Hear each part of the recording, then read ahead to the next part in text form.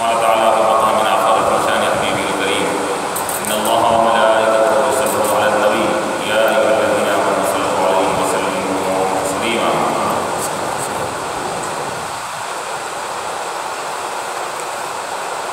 حاضرین کرام معزز سامعین، جیسا کہ سابقہ درس میں جن آیات قرآن کی تفسیر اور تشریح ہم نے کی، اس میں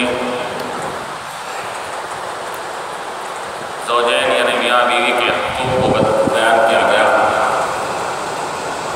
کہ دونوں کے آپس میں کیا حقوق ہے، وہ آپس میں کس طرح زندگی گزاریں، کس طرح محبت کا معاملہ، نرمی کا معاملہ ایک دوسرے کے ساتھ رکھا کریں، اور حضور پاک علیہ السلام کی سیرت مبارکہ کو اپنے سامنے رکھ کر یہ ازدواجی زندگی کو گزاریں، تو پھر ہر دونوں کے لیے خوشگوار ماحول پیدا ہوگا۔ حضور کریم علیہ السلام نے کیا فرمایا کہ خیرکم خیرکم لأہلہ وأنا خیرکم لأہلی، کہ تم میں سے بہتر وہ ہے جو اپنے بیوی بچوں سے اچھا رہتا ہے، اور میں اپنے بیوی بچوں کے ساتھ اچھا سلوک کیا کرتا ہوں، تو تم بھی ان کے ساتھ رحم و کرم کا، محبت کا، شفقت کا سلوک کیا کرو۔ تمہاری بہتری، تمہاری جوان مردی اس میں نہیں ہے کہ تم کمزور بیوی اور بچوں کے ساتھ اپنی صحبت آزمائی کرو اور اپنا ڈھاک جما کر ان کے سامنے رکھو، یہ تمہاری بہتری نہیں ہے۔ حضور نے فرمایا کہ ان سے محبت سے پیش آنا یہی تمہارے لیے سعادت کی بات ہے۔ یہاں تک کہ حضور نے فرمایا کہ اگر کوئی اپنی بیوی کو ازراء محبت اور حضور پاک علیہ السلام کی سیرت مبارکہ کے اسوے اور نمونے کو پیش نظر رکھتے ہوئے، حضور کی تقلید کرتے ہوئے کوئی اگر اپنی بیوی کو ایک منہ میں نوالا بھی دیتا ہے، تو حضور پاک علیہ السلام نے فرمایا کہ وہ نوالا جو اپنی بیوی کے منہ میں دیتا ہے تو اللہ تعالیٰ اس پر بھی اس کو ایک نیکی عطا فرماتا ہے۔ اور حضور پاک علیہ السلام نے ہر دو کے حقوق کا اظہار فرما دیا کہ میاں کی کیا حقوق ہے، بیوی کی کیا حقوق ہے۔ یہاں میاں کے حقوق بیوی پر کیا عائد ہوتے ہیں، ایک حدیث اس کے لیے کافی ہے کہ اگر حضور پاک علیہ السلام نے فرمایا اگر مخلوق میں سے کسی کو اگر سجدے کی اجازت اگر ہوتی تو میں بیوی کو حکم دیتا کہ وہ اپنے شوہر کو سجدہ کیا، لیکن چونکہ شریعت میں سجدے کی اجازت نہیں، تو اتنا مقام و مرتبہ شوہر کا۔ پھر دوسری طرف حضور پاک علیہ السلام نے کیا فرمایا، حضور پاک علیہ السلام نے فرمایا کہ عورت ٹیڑھی پسلی سے بنتی ہے، نازک، صنف نازک ہے، اس کو تم اگر کوئی غلطی ہو جائے تو اس کو مکمل سدھارنے کی کوشش مت کرو، اس کی غلطیوں کو نظر انداز کرتے ہوئے زندگی گزارو، کیونکہ ٹیڑھی پسلی سے بنی ہے، اگر اس کو تم سیدھا کرنا چاہو گے تو پسلی ٹوٹ جائے گی۔ اس لحاظ سے تم اس کی کچھ ناچاقی کو اور اس کی کچھ باتوں کو نظر انداز کرتے ہوئے اپنی زندگی گزارا کرو۔ اور پھر حضور پاک علیہ السلام نے یہ حقوق جہاں پر آپ نے واضح فرما دیے، اس کے ساتھ ساتھ جیسا کہ سابقہ درس میں آیا کہ اگر دونوں میں اگر انبن ہو جائے، اختلافات حد سے زیادہ ہو جائیں تو اس کی کیا صورت نکلنی چاہیے، تو حضور نے فرمایا کہ جتنا ممکن ہو سکے صلح صفائی کرو، آپس میں نظر انداز کرنے کی کوشش کرو، اگر نہ ہو سکے تو پھر اس کی کے لیے اجازت دی گئی ہے طلاق کی یا خلع کی، تاکہ وہ شوہر اور بیوی دونوں جب علیحدگی اختیار کریں گے تو شوہر کو الگ مقام پر اس کو دوسری بیوی اس سے بہتر ملے گی، اور اس بیوی کو ممکن ہے کہ کسی دوسری جگہ اس سے بہتر شوہر یا اس کا دل جہاں لگے وہ شوہر مل جائے گا۔ جیسا کہ اس سے پہلے کہا گیا کہ اللہ تعالیٰ دونوں کو غنی کر دے گا، کہ اس کو الگ گھر میں اس کو سکون ملے گا اور اس کو الگ گھر میں اس کو سکون ملے گا۔ تو ضرورت کے لحاظ سے اللہ تعالیٰ نے یہ علیحدگی کا حکم طلاق کو جائز قرار دیا، اور پھر یہاں تک کہ یہ بھی کہا گیا کہ تم جتنا ممکن ہو سکے پہلے ایک طلاق دو، اور عدت کے اندر پھر صلح صفائی اگر ہو جائے تو پھر اس کو لوٹا سکتے ہیں، اور دو اگر طلاق دیے تو وہ دو طلاق بھی رجعی ہوتے ہیں، کہ دو طلاق کے بعد بھی مدت یعنی 3 مہینے کے اندر بیوی کو لوٹایا جا سکتا ہے۔ اور 3 طلاق یہ ایسی بولی ہے کہ جو اگر نکل جائے تو پھر اس کے بعد کوئی رجوع کا کوئی سوال پیدا نہیں ہوتا۔ مغلظہ کہا جاتا ہے، انتہائی سخت ترین طلاق کی قسم اگر ہے تو وہ 3 طلاق کسی بیوی کو دے دیں،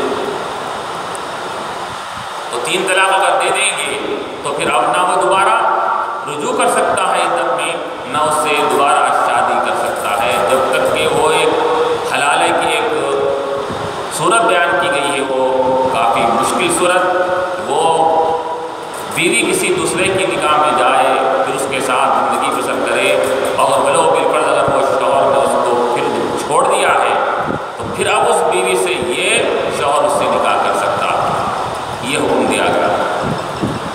تو یہاں اللہ تعالیٰ نے اور اس کا نبی پاک علیہ السلام نے تمام احکامات کو کھول کھول کر بیان فرما دیا میاں بیوی کے درمیان۔ پھر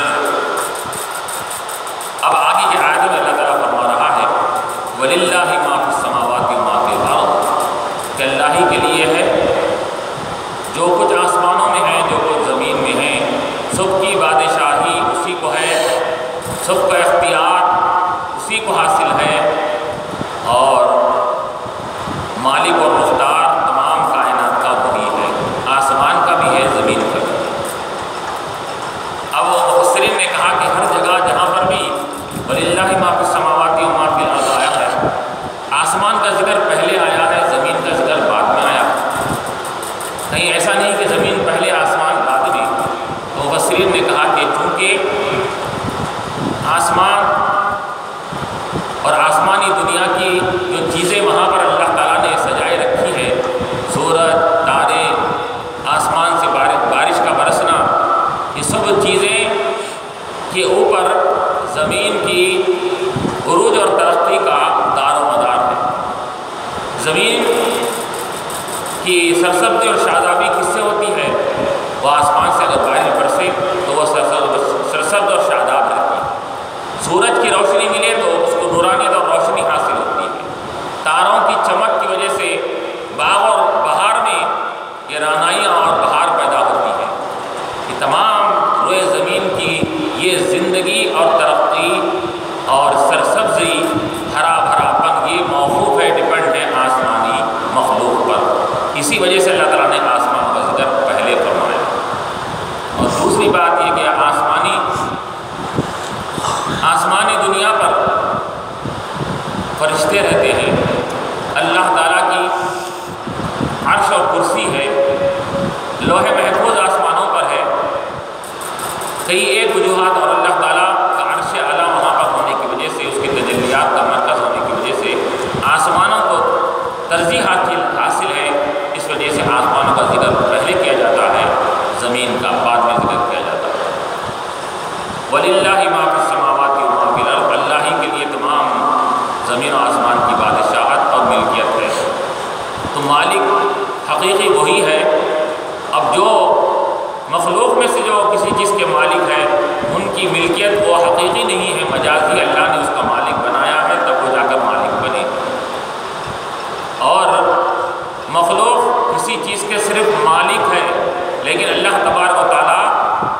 چیز کا مالک بھی ہے، اس چیز کا خالق بھی ہے۔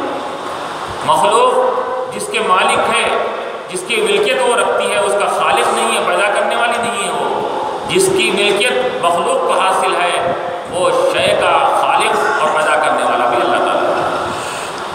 اس لحاظ سے اللہ تعالیٰ ہر تمام کائنات کا پیدا کرنے والا بھی ہے اور مالک بھی ہے۔ وَلَقَدْ وَصَّيْنَا الَّذِينَ أُوتُوا الْكِتَابَ مِن قَبْلِكُمْ وَإِيَّاكُمْ أَنِ اتَّقُوا اللَّهَ، اور یقیناً ہم نے وصیت کیا، تاکیدی حکم ہم نے نافذ کیا تھا ان لوگوں پر جو ان کو کتاب دی گئی تھی، یعنی اہل کتاب کو بھی ہم نے یہ تاکیدی حکم ان کو دیا کیا، اور وَإِيَّاكُمْ، اور اے امت مسلمہ، اے لوگوں، ہم تم کو بھی یہ تاکیدی حکم دیتے ہیں۔ کیا ہے حکم؟ وہ جو تمام آسمانی کتابوں میں بھی تھا، اہل کتاب کو بھی وہ حکم دیا گیا تھا، اور اس امت مسلمہ کو بھی وہ حکم دیا جا رہا ہے، وہ یہ ہے کہ ان اتقوا اللہ، اللہ تعالیٰ سے تقوی اختیار کرو، اللہ سے ڈرتے رہو۔ اللہ سے ڈرنے کا، تقوی اختیار کرنے کا یہ حکم، یہ اہل کتاب کو بھی تھا۔ ہر دین اور مذہب میں، ہر شریعت میں، ہر نبی کی امت کو یہ حکم دیا گیا تھا کہ وہ اپنی امت سے کہیں کہ اتقوا اللہ، اللہ تعالیٰ سے ڈرو۔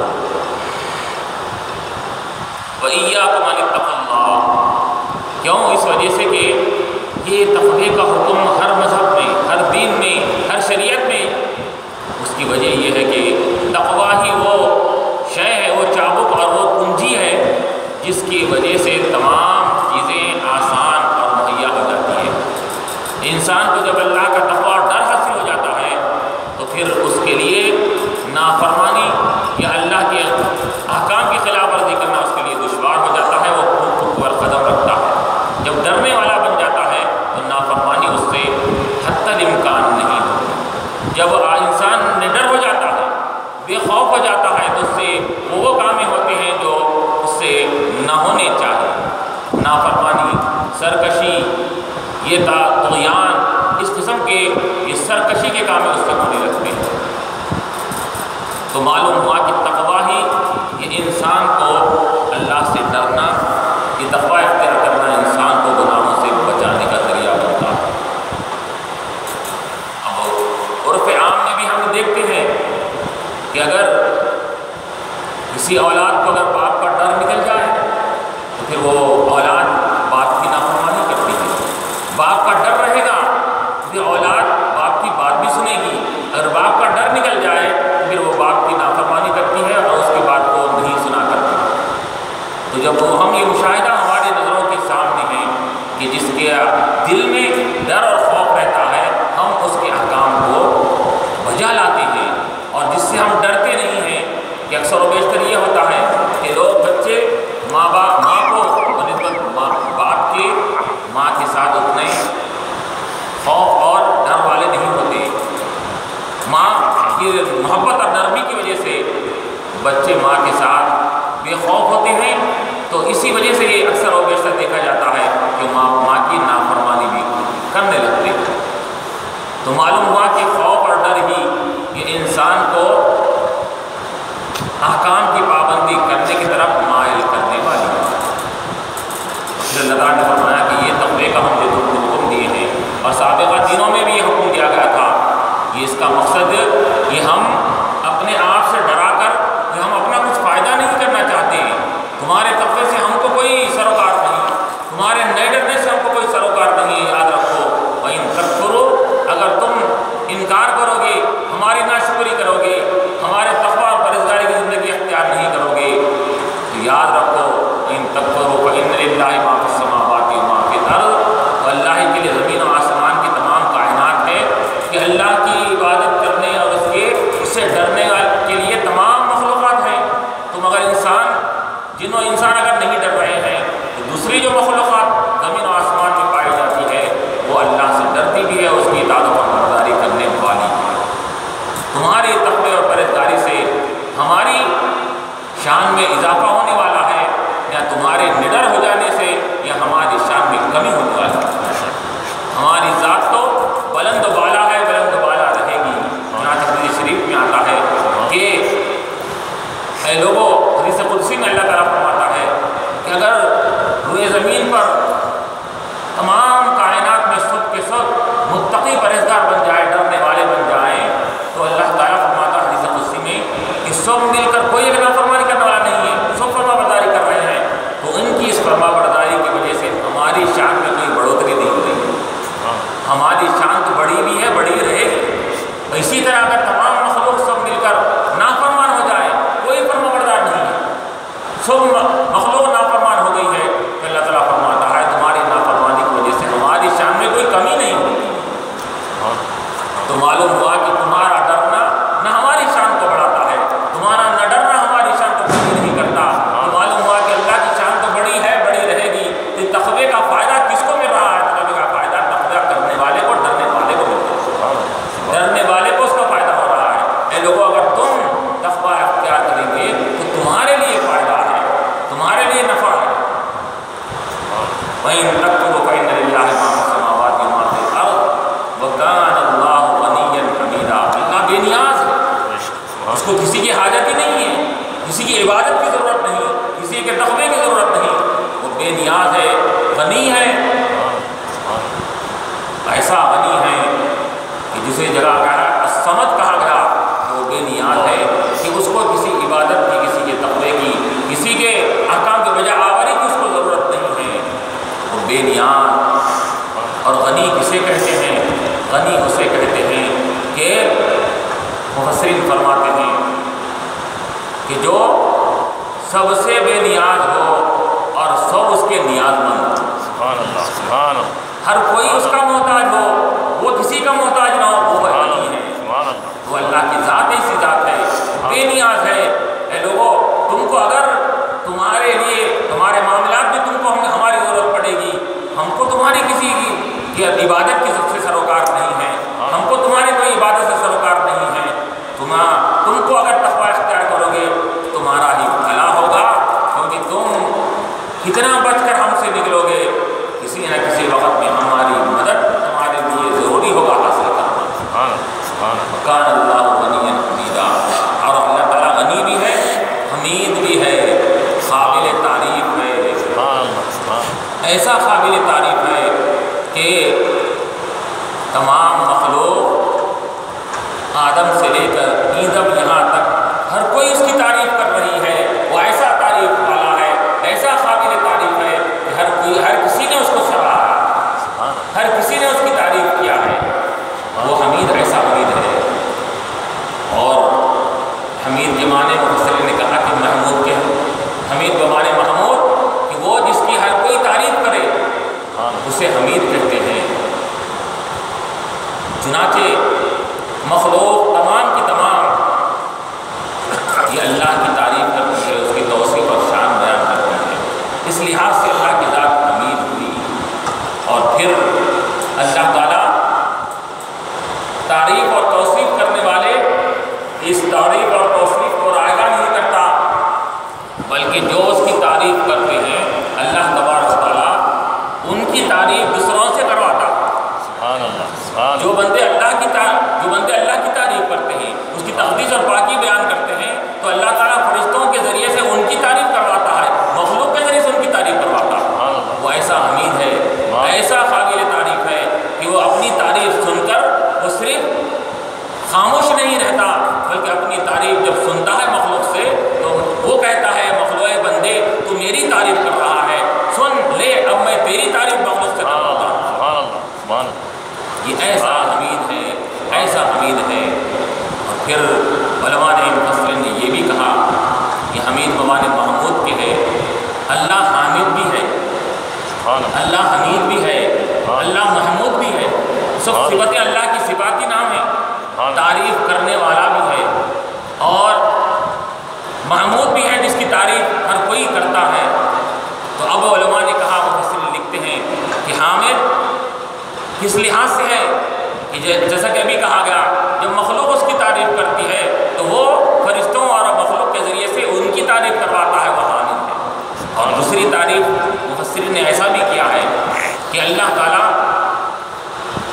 محمود ہے، ہر کوئی اس کی تعریف بیان کرتے ہیں، تو اب جو جتنی تعریف کرے گا اللہ تعالیٰ کی طرف سے وہ تعریف کا جواب ملے گا. سبحان اللہ سبحان اللہ. جو مخلوق جتنی تعریف کرے گی تو اس کی طرف سے ادھر ویسا ہی جواب ملے گا.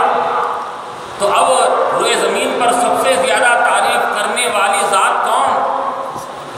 تو سب سے زیادہ مخلوق میں تعریف کرنے والی ذات حامد ذات حضور پاک علیہ السلام. حضور پاک علیہ السلام کے ناموں میں اسماء گرامی میں اللہ کا نام بھی حامد ہے، حضور کا نام بھی حامد ہے. سبحان اللہ سبحان اللہ. تو اللہ کا نام جب حامد ہوا تو اسی طرح حضور کا نام بھی جب حامد ہے تو تمام مخلوق میں سب سے زیادہ تعریف کرنے والی ذات حضور پاک علیہ السلام ہیں. اور پھر یہ تعریف کا جواب اللہ تعالیٰ کی طرف سے جب دیا جائے گا تو تمام مخلوقوں میں سب سے زیادہ تعریف کی ذات وہ ہے محمد صلی اللہ علیہ وسلم. اس لحاظ سے اللہ تعالیٰ حامد بنا، کل کائنات محمود بنے گی، لیکن حضور پاک علیہ السلام کی ذات کے لیے ایک لفظ خاص ہے، محمد ہے. وہ ایسا تعریف کی آواز ہے جیسی تعریف کسی مخلوق کی نہ کی گئی نہ قیامت تک کی جائے گی. سبحان اللہ سبحان اللہ. اس کو محمد صلی اللہ علیہ وسلم کہا جاتا ہے. سبحان اللہ سبحان اللہ. وکان اللہ غنیا حمیدا. تو اللہ تعالیٰ ایسا بے نیاز ہے، ایسا قابل تعریف ہے. پھر اللہ تعالیٰ نے آگے فرمایا وَلِلَّهِ مَا فِي السَّمَاوَاتِ وَمَا فِي الْأَرْضِ. اے لوگوں یاد رکھو اللہ تعالیٰ اپنی بے نیازی کو ظاہر فرما رہا ہے. ہمارے لیے زمین و آسمان ہے، آسمان کی کائنات ہمارے لیے ہے. آسمان پہ اتنی مخلوق فرشتوں کی ہے کہ روایتوں میں آتا ہے کہ تمہاری عبادت کی ہم کو کیا ضرورت پڑے گی. روز آسمانی دنیا پر روایتوں میں آتا ہے کہ ایک انگل بھر جگہ نہیں ہے کہ جہاں کوئی فرشتہ یا تو سجدے میں ہے یا رکوع میں ہے یا قیام میں یا قاعدے میں بیٹھا ہوا ہے. سبحان اللہ سبحان اللہ. اتنی عبادت آسمانوں میں اس کی جا رہی ہے تو پھر تمہاری عبادت کی اس کو کیا ضرورت؟ اللہ وَلِلَّهِ مَا فِي السَّمَاوَاتِ. تین مرتبہ اللہ تعالیٰ نے فرمایا اللہ ہی کے لیے زمین آسمان کی بادشاہ، اللہ ہی کے لیے زمین آسمان کی ملکیت ہے. وَكَفَىٰ بِاللَّهِ وَكِيلًا. اے لوگوں کافی اللہ تعالیٰ وکالت کے لیے وکیل ہونے کے لیے. تم اپنے تمام معاملات کا وکیل اس کو بنا دو. وہ وکیل جب بن جائے گا تو تمہارے سب کام آسان سے نپٹ جائیں گے. سبحان اللہ سبحان اللہ. دنیا میں اگر کوئی مشہور وکیل ہوتا ہے تو موکل کے تمام کارروائیوں کو بدرجہ احسن طریقے سے مکمل کر کے اس کو جتوا دیتا ہے. تو دنیا کا وکیل تمہارے کاموں کو نپٹا لیتا ہے. اگر تم وہ خالق کائنات کو اپنا وکیل بنا لو گے، اپنے تمام معاملات دنیاوی معاملات کو اس کے سپرد کر دو گے. وکیل کسے کہتے ہیں کہ اپنے کام کو اس کے اوپر سپرد کر دینا، اپنے معاملات کو اس سے سپرد کر دینا، یہ ہے وکیل. سبحان اللہ سبحان اللہ. اصطلاح شریعت میں بھی اسی کو کہا جاتا ہے. ایک وکیل یہ ہوتا ہے کہ آپ کے مقدمات کی پیروی کرنے والا وکیل ہوتا ہے. ایک وکیل فقہ کی اصطلاح میں یہ بھی ہے کہ آپ اپنے کاروبار کا وکیل بناتے ہیں کسی کو، اپنے معاملات کا وکیل بناتے ہیں کسی کو کہ بھائی تو یہ کاروبار کا سے تو وکیل ہے، تو جیسا کرے گا تو میرے لیے قابل قبول. تو جب وکیل کے معنی یہ ہوتے ہیں اپنے معاملات کو اس کے سپرد کر دینا، تو جس کے سپرد کر دیا جاتا ہے اس کو وکیل کہا جاتا ہے. تو اللہ تعالیٰ فرما رہا ہے اے لوگوں تم اپنے معاملات کو ہمارے سپرد کر دو، ہم تمہارے معاملات کو غائب سے تمہارے معاملات کو نپٹا دیں. ایسا آسانی سے پورا کریں گے کہ تم کو اس کا شان و گمان بھی نہیں ہوگا. وَمَن يَتَّقِ اللَّهَ يَجْعَل لَّهُ مَخْرَجًا وَيَرْزُقْهُ مِنْ حَيْثُ لَا يَحْتَسِبُ. جو اللہ تعالیٰ سے ڈرتا ہے اس کو کارساز اور وکیل بنا لیتا ہے. اللہ تعالیٰ اس کو ایسے مقامات سے عطا فرماتا ہے، اس کے معاملات کو نپٹا لیتا ہے کہ جو شان و گمان بھی نہیں کرتا. سبحان اللہ سبحان اللہ. وَكَفَىٰ بِاللَّهِ وَكِيلًا. اللہ تعالیٰ یہ کافی ہے تمہارے لیے وکالت کے لیے. اپنے معاملات کو اس کی سپرد کر دو. اور پھر نعم المولا و نعم النصیر کے لحاظ سے، کیونکہ وکیل تمہارا وکیل دنیائی وکیل یہ ایک محدود اختیارات رکھتا ہے، اور خالق کائنات کو جب وکیل بنائیں گے تو لامحالہ وہ تمہارے دینی معاملات کو بھی، اخروی معاملات کو بھی، دنیا کا وکیل دنیا کے معاملات کو پورا کرتا ہے. اور جب تم اپنے دنیا کے معاملات اللہ کے سپرد کر دو گے تو اللہ تبارک و تعالیٰ دنیا کے معاملات کو بھی نپٹا دے گا، آخرت کو بھی تمہاری سنبھال. سبحان اللہ سبحان اللہ. یہ وکیل ایسا وکیل ہے تمہاری دنیا آخرت سنوار دے گا اس کو اگر وکیل بناؤ گے. اس وجہ سے حدیث شریف میں آتا ہے کہ من جعل ہمومہ ہمًا واحدا، جو اپنے تمام تفکرات کو، تمام اپنے مسائل کو ایک ہی فکر بنا دے، یعنی آخرت کی طرف دھن لگا دے اپنے تمام تفکرات کی، تمام اپنے خیالات کی،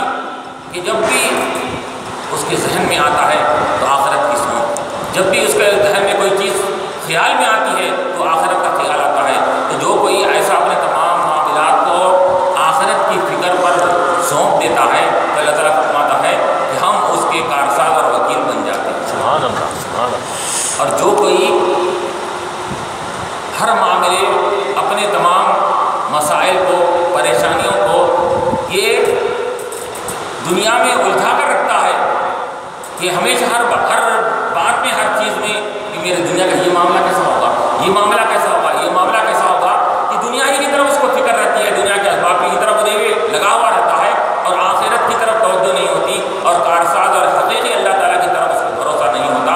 تو اللہ تعالیٰ فرماتے ہیں کہ ہم اس کو، اس کے معاملے کو اس کے سپرد کر دیتے ہیں.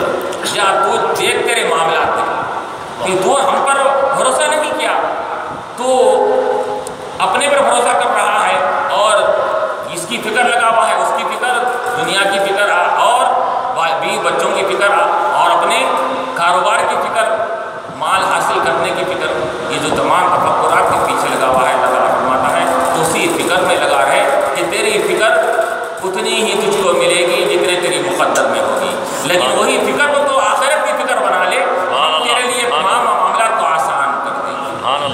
یہ وکفیٰ باللہ وکیلا. پھر آگے فرمانا اللہ تعالیٰ کہ اس کی بے نیازی کی اللہ تعالیٰ دلیلیں پیش کر رہا ہے. یہاں پر ہم کتنے بے نیاز ہیں، ہم کتنے تمہاری عبادت کا ہم کو کوئی سروکار نہیں فرماتا. پھر آگے فرما رہا ان یشاء یذھبکم ایھا الناس ویأتی بآخرین. اے لوگو، اگر اللہ تعالیٰ چاہے تو یذھبکم، کہ تم کو ختم کر دے، تمہاری نافرمانی کی وجہ سے تم کو تباہ ہلاک کر ڈالے. ویأتی بآخرین، دوسروں مخلوق کو پیدا کرے گا جو تم سے زیادہ اطاعت کرنے والی. یہ بھی ہم کر سکتے ہیں، تمہاری نافرمانی کی وجہ سے تم کو ہم ہلاک کر سکتے ہیں. یذھبکم ویأتی بآخرین، اور دوسری مخلوق کو ہم لائیں گے. وہ مخلوق کیسی ہوگی؟ جو تم سے زیادہ اطاعت و فرمانبرداری کرنے والی ہوگی. تو یعنی کہ تمہاری یہ نافرمانی سے ہم کو کوئی حاجت اور ضرورت سروکار نہیں. وکان اللہ سمیعا بصیرا. یہ وکان اللہ علی ذلک قدیرا، تو اللہ تعالیٰ اس بات پر قدرت رکھتا ہے. کیا قدرت رکھتا ہے؟ کہ تم کو ختم کرے اور دوسری مخلوق کو پیدا کرے کہ جو مخلوق اللہ کی زیادہ اطاعت اور فرمانبرداری کرنے والی ہو. اور پھر من کان یرید ثواب الدنیا فعند اللہ ثواب الدنیا والآخرہ. جو کوئی چاہتا ہے دنیا کے ثواب کو، دنیا کے فائدے کو، جو کوئی یرید ثواب الدنیا، جو دنیا کے ثواب کو چاہتا ہے، تو فعند اللہ، تو اللہ تعالیٰ کے پاس ثواب الدنیا والآخرہ، دنیا کا بھی فائدہ ہے، آخرت کا بھی فائدہ ہے. آخرت کا بھی ثواب دے گا، دنیا کا بھی ثواب عطا فرمائے گا.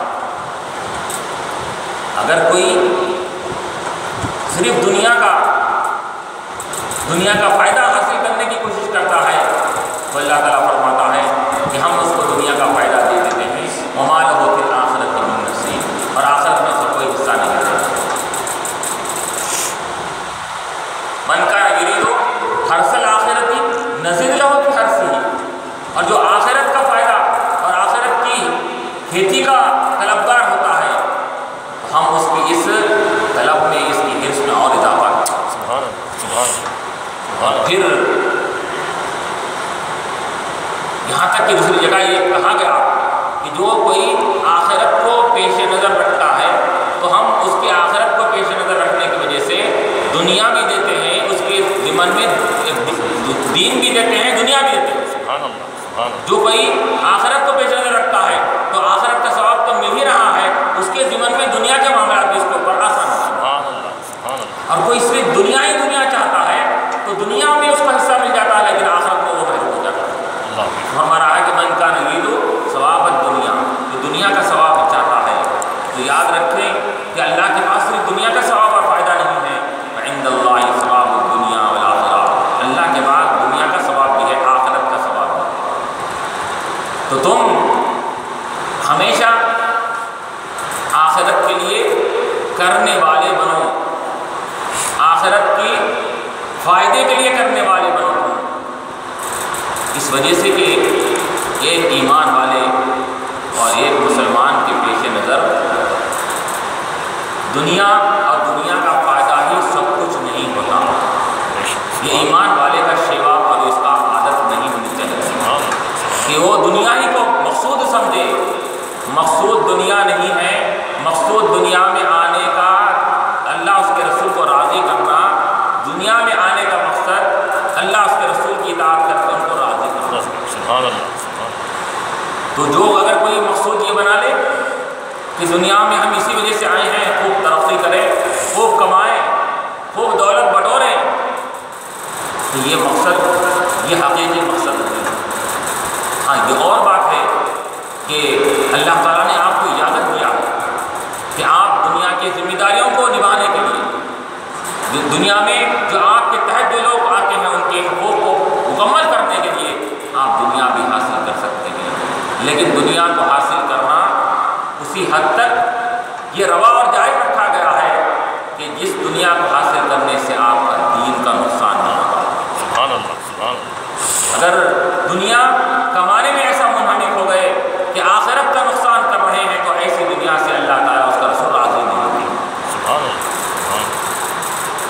جسے کہ ابھی کہا گیا کہ کسی کو اگر بیویاں دو ہیں تو اس کے ساتھ ان کی دونوں کے حقوق ادا کرنا چاہیے، عدل و انصاف کرنا چاہیے۔ اسی وجہ سے مفسرین صوفہ کرام فرماتے ہیں کہ دنیا اور آخرت بھی دو سوکنا، سبحان اللہ۔ دنیا آخرت دو سوکنے ہیں۔ اب ایک سوکن کو راضی کرنے کی کوشش کرے گی، دوسرے ناراض ہوگی کیسے؟ اس کو راضی کرے گی، یہ ناراض، اس کو راضی کرے گی، وہ ناراض، لامحالہ۔ تو اب تمہارا کام یہ ہے کہ آخرت کو راضی کرنے کی کوشش کرو، یا نہیں تو دنیا کو اس حد تک رکھو اور آخرت میں تم کو جا کر زندگی جتنی گزارنا ہے اس کو اتنی راضی رکھنے کی کوشش۔ سبحان اللہ۔ اگر دنیا ہی کی طرف اگر پورا میلان اور جھکان ہو گیا تو یہ تو تمہارا سب سے بڑا نقصان ہے کہ تم دنیا میں اس کے لیے نہیں آئے ہو۔ یہ آخرت کی طرف اتنا مائل ہو گئے کہ دنیاوی حقوق کو پورا نہیں کر رہے ہیں، بیوی بچے بھوکے ہیں، اب اللہ اللہ کرتے بڑے ہوئے ہیں، تو یہ میلان اور جھکان بھی تمہارے لیے نقصان دہ بنے گا۔ تو تم عدل و انصاف اور برابری کا تقاضا یہی ہے کہ تم دنیا میں رہتے ہو تو دنیا کا اس کا حق دو، اور آخرت میں دنیا میں کتنی زندگی گزارنی ہے اس کے لیے اتنی تیاری کرو، آخرت میں جا کر کتنی زندگی گزارنا ہے اس کے لیے اس کے لحاظ سے تیاری کرو۔ من کان یرید ثواب الدنیا فعند اللہ ثواب الدنیا والآخرہ، کہ اللہ تعالیٰ کے پاس آخرت اور دنیا دونوں کا ثواب ہے۔ پھر وکان اللہ سمیعا بصیرا، اور اللہ تعالیٰ سننے والا بھی ہے، دیکھنے والا بھی ہے۔ سبحان اللہ، سبحان اللہ۔ کہ وہ کون مخلوق کتنی اس کی تعریف بجا لا رہی ہے، کتنی تعریف کر رہی ہے، وہ بھی سن رہا ہے، تعریف اور ثنا کو بھی سن رہا ہے، اور اس کی عبادت کرنے والے کی عبادت اور ریاضت کو بھی سن بھی رہا ہے، اور کون کتنی عبادت کر رہا ہے اس کو دیکھ بھی رہا ہے۔ سمیعا بصیرا، وہ سننے والا بھی ہے، دیکھنے والا بھی ہے، سننے والی مخلوق بھی ہے، دیکھنے والی مخلوق بھی ہے، لیکن ہمارا سننا اور ہمارا دیکھنا یہ مجازی ہے، عارضی ہے، یہ ایک محدود طریقے سے دیکھنا ہے۔